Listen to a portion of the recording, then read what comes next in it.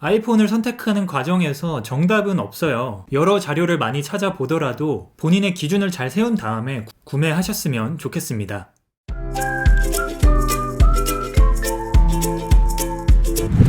안녕하세요, 리얼리씨입니다. 이번 시간에는 아이폰 12 미니, 12 프로, 12 프로 맥스, 이번에 나온 아이폰 12 시리즈를 나란히 놓고 그립감과 무게, 기타 특징들을 확인해보면서 누가 어떤 모델을 구매하면 좋을지 선택 가이드를 얘기해보려고 해요. 중간에 아이폰 12 일반 모델도 있었다면 베스트였겠지만 아쉽게도 일반 모델은 구하지 못해서 함께 포함시켜서 언급은 하겠으나 따로 보여드리지는 못하는 점 미리 양해 부탁드립니다. 이번에 나온 아이폰 12 시리즈는 제 생각에는 이제 각각 특징이 뚜렷해서 딱 구분이 되는 것 같은데, 디자인은 거의 동일하니까 비중을 낮추고 가격과 성능, 카메라, 그리고 크기, 무게 이런 것들을 기준으로 얘기할 거고요. 순서는 아이폰 12 프로, 아이폰 12 일반, 아이폰 12 미니, 그리고 마지막으로 아이폰 12 프로 맥스로 가겠습니다. 바로 시작할게요. 첫 번째로 아이폰 12 프로, 제가 얼마 전에 2주 사용기 영상을 올리기도 했죠. 먼저 요약하자면 스마트폰으로 게임도 하고 영상이나 사진 촬영도 많이 하는 분들, 동시에 경제적으로 부담할 의지가 있으면서 이 6.1인치 크기와 무게는 크게 신경 쓸 것 같지 않다 라고 하시는 분들에게 적합합니다. 이 직접 사용해본 느낌으로는 손이 작은 편이라면 조금 불편할 수 있어요. 사람마다 손 크기가 모두 다르고 각자 느끼는 그립감도 모두 다르기에 정답은 없지만, 특히 여성분들의 경우 이 6.1인치의 크기랑 187g이라는 무게를 고려해서 결정을 해야 되겠죠. 아이폰을 평소에 항상 들고 다닌다고 생각하면 무게가 분명 부담이 될 수 있다 보니 혹시라도 무게의 압박이 조금 있거나 걱정될 경우, 본인이 아이폰을 사용하면서 카메라 성능이 무조건 1순위로 중요해서 이게 꼭 필요한 게 아니라면 여기에 있는 12 미니나 12 일반 모델을 권장하고 싶습니다. 두 번째로는 아이폰 12 일반 모델이에요. 지금 갖고 있지는 않은데 이거는 큰 화면은 선호하지만 무거운 무게는 싫다, 동시에 카메라를 사용하긴 하나 망원 렌즈가 빠졌다고 해서 크게 신경 쓸 것 같지는 않다 라고 생각하는 분들에게 어울립니다. 개인적으로 이번 아이폰 12 시리즈 중에서 가장 알짜배기로 나온 의외의 복병이 아닐까 싶어요. 직접 사용해보지는 못했지만 이 12 프로와 동일한 6.1인치 크기로 크기가 답답하지 않으면서 무게는 162g으로 훨씬 가볍고,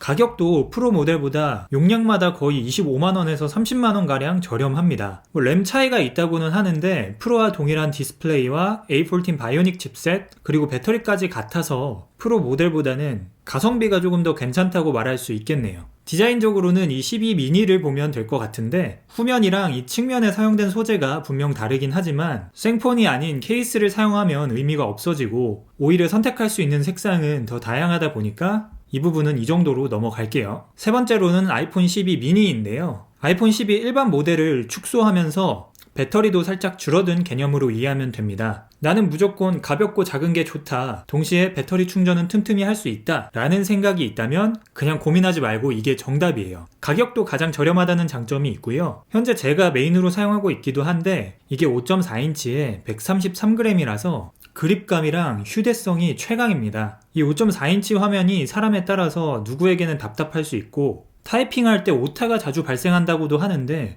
사용해보니까 오타가 나오는지는 잘 모르겠고요. 화면이 아주 조금은 더 컸으면 좋겠지만 저한테는 이 무게랑 휴대성이 1순위라서 나름 만족하면서 사용하고 있어요.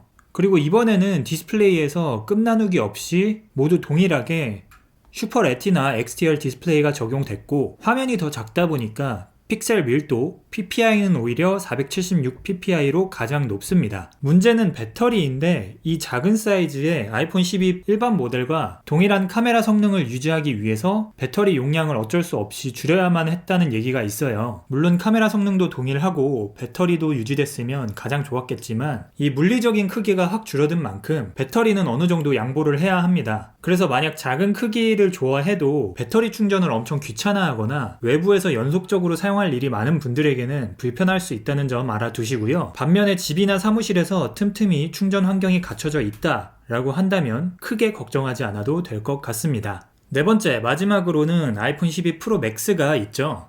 이거는 무조건 큰 화면과 좋은 카메라 성능이 필요한 분들, 동시에 가격적으로 문제가 되지 않으면서 무게를 감당할 수 있는 분들에게 어울려요. 저한테는 이거를 딱 박스에서 꺼냈을 때 엄청 크고 무겁게 느껴졌는데 지금까지 제 지인들만 보더라도 프로 맥스 모델만 유독 선호하는 매니아층이 뚜렷해서 큰 화면을 좋아하거나 유튜브 혹은 기타 영상 촬영, 사진 촬영을 목적으로 잘 활용할 수 있으니까 분명 도움은 되겠죠. 다만 이 크기가 커진 만큼 가격도 무시할 수 없어요. 이게 아이폰 12 미니랑 가격을 비교해보면 거의 한 1.5배의 차이가 나거든요. 만약에 애플케어까지 먹인다면 플러스 알파가 생기는 건데 본인의 용도에 적합하다면 구매는 해야 하니까 가격적인 부분까지 고려해서 잘 선택하시기 바랍니다.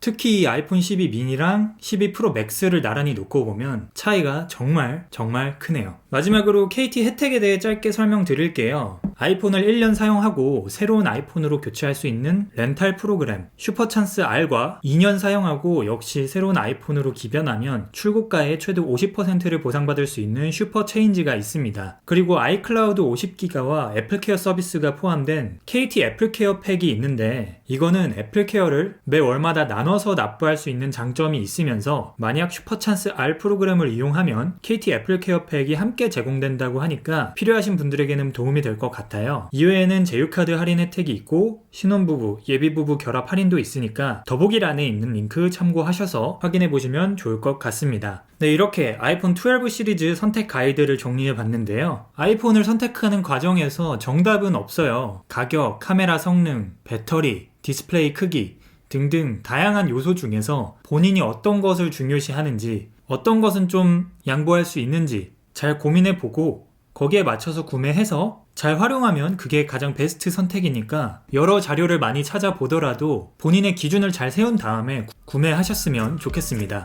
이번 영상 여기서 마무리를 하고요. 영상 도움이 되셨다면 좋아요와 채널 구독하기 부탁드리면서 저는 다음에 또 다른 영상으로 찾아뵙도록 할게요. 시청해주셔서 감사합니다.